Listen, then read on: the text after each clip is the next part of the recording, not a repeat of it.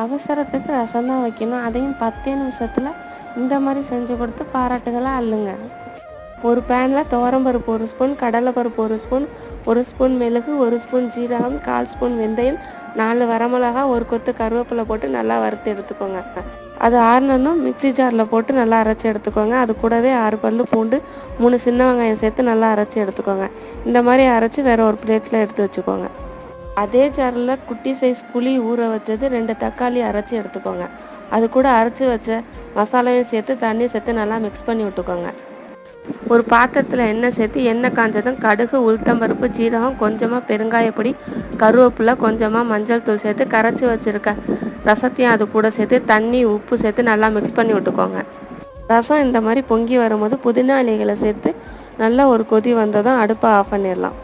சும்மா சொல்லக்கூடாது, டேஸ்ட் அட்டகாசமாக இருக்கும். அப்படியே சப்ஸ்கிரைப் பண்ணிக்கோங்க.